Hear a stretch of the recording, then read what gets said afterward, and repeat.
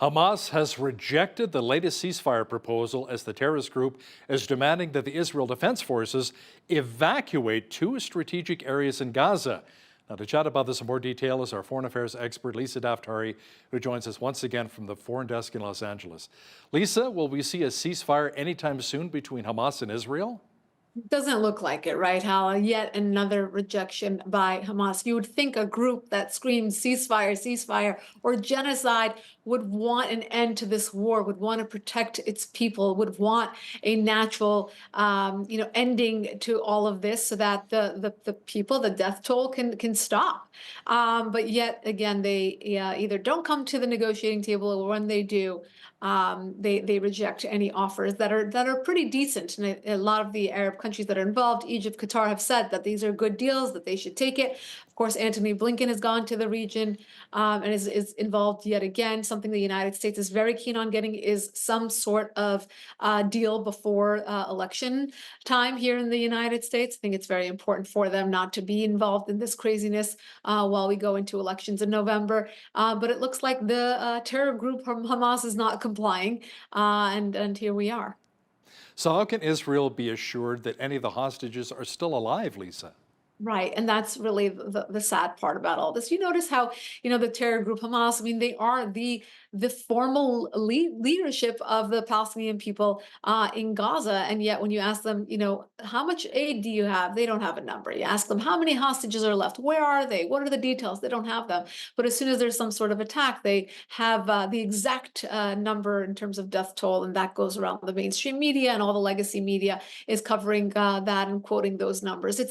It's really a horrific situation. Obviously, I can't really state that enough. But it's also interesting how the information war has taken off, and how Hamas has been truly masterful at launching that propaganda war around the world, to really contribute to this rise of anti-Semitism, in violent crimes against the Jewish community and those who support them. And I know that a lot of churches are concerned about safety and security right now as well. How can Israel be sure that this will even stop once they do reach a ceasefire deal? That's really the question, and I think it brings us back to the two priorities that Israel had from the get-go. After October 7th happened, October 8th, Israel was very clear about two initiatives. One, to bring the hostages back. Unfortunately, many of them have perished, and to your point, who knows how many more have died in captivity. And number two, to decimate Hamas. And what does that really mean? That means to take the existential threat that is surrounds Israel off the table, to the best of their ability. So. Now, speaking of which, the Times of Israel is reporting that two senior Hamas terrorists were killed in an Israeli drone strike in the West Bank over the weekend, Lisa.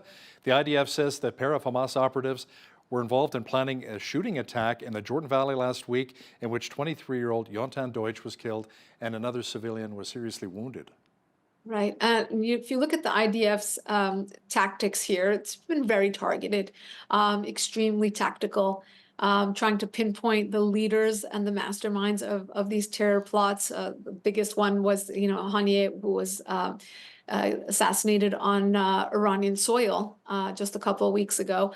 It's very, very interesting how well the Israeli intelligence apparatus has worked in really getting the location of these individuals, making these attacks pinpointed so that others are not injured or in harm's way, and going after them. But it's kind of like playing whack-a-mole. It's unbelievable in that part of the world how many people are volunteering to blow themselves up in the name of jihad. And that is really when we get to the root of the issue, is that the brainwashing, the education.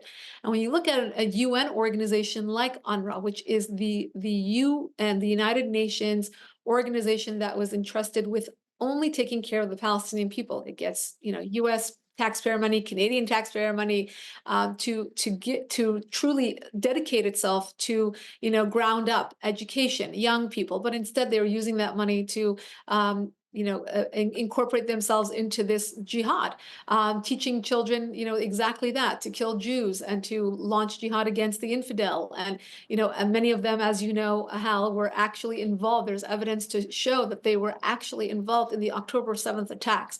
So I think we have to get back to the drawing board with regards to education, with regards to how to fix this issue at its root, and not just try to play whack-a-mole with these horrific terrorists who are the masterminds behind all of these plots. Lisa, as the Democratic National Convention kicks off this week, Vice President Harris is expected to accept the nomination to become her party's nominee heading into the November election. And it looks like it might be a fairly tight race between Harris and Donald Trump. Depends who you ask, right? A lot of polls have Kamala Harris ahead of Trump, and some polls are showing that Trump is really neck and neck, and it will be a very close race.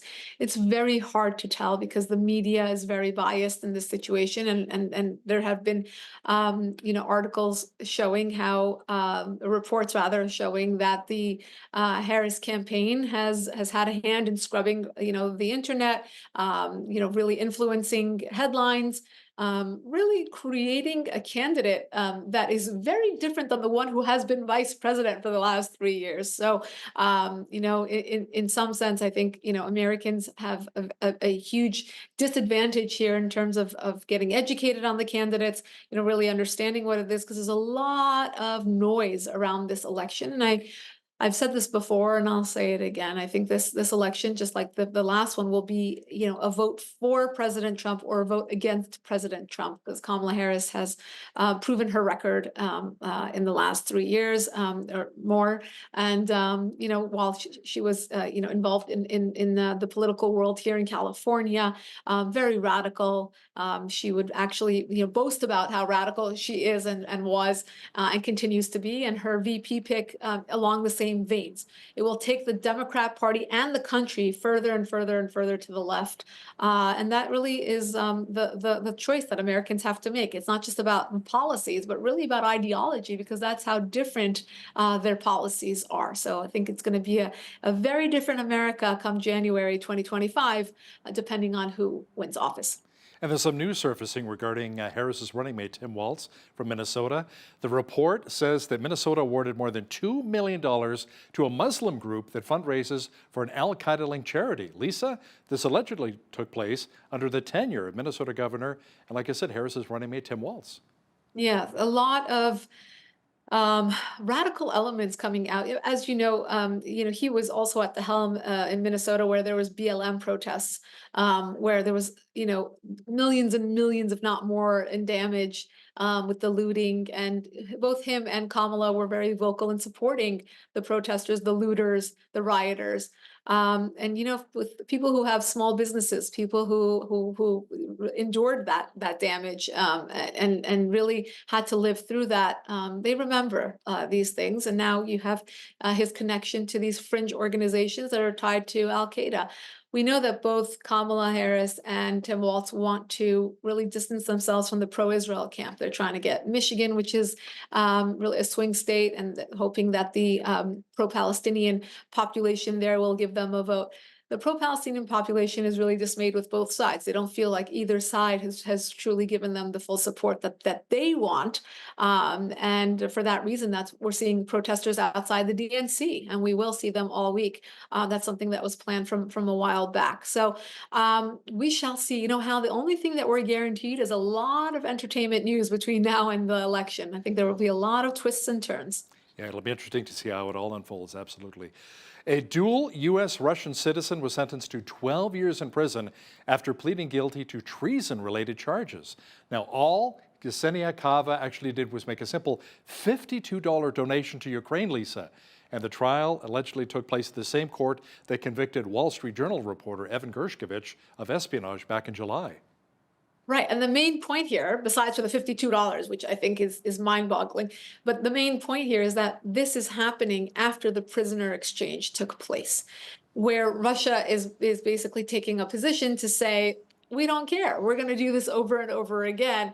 And really, it's a kangaroo court making an example out of this woman for giving money or lending support to, which is the bigger idea, to Ukraine. And obviously, that's punishable in Russia, whether you write about it, whether you post it on social media. As we know, journalists have been prosecuted for writing anything that is more flattering for Ukraine and against Russia, opposition members, etc. So really trying to make a symbol out of this case. But again, shows us that you don't negotiate with rogue elements. You don't negotiate or do prisoner swaps like this. As happy as we are that those American hostages are home, they should have never been in that situation to begin with. Physicians in India have gone on strike following the alleged rape and murder of a female colleague. Lisa, the demonstration came following the death of 31-year-old second-year trainee Dr. Momita Debnath, who was found dead at a seminar hall where she'd gone to rest following the end of her shift. Yes, and it's really the footage. I have it actually on social media of all these women out on the streets protesting. And the beautiful thing is that they're not just really protesting in memory of this beautiful medical student, but really taking and borrowing the slogan from the Iran women's led movement, which is Women, Life, Freedom. And, it just shows that solidarity in that part of the world to give women a voice and to give them, the freedoms that they deserve, including, life and education and truly to lead the lives that they want. What's upsetting is that this is not getting more support around the world. I actually posted on my social media that people who are supporting Hamas and Hezbollah should really adopt a better cause to support, like the women of Iran, like the women in India, and in particular this case where this medical student lost her life. Let's talk about some of the suppression we're seeing when it comes to women's rights in many countries around the world, including Iran and Afghanistan. I mean, in Afghanistan, when the Taliban took over, it's all of a sudden women are no longer allowed to go to university. Right, absolutely. I mean, who can believe we're 3 years post the American withdrawal from Afghanistan? And, when you look at what we were promised, of course, America couldn't stay there forever. And, the United States was there for 20 years. We lost a lot of blood, treasure.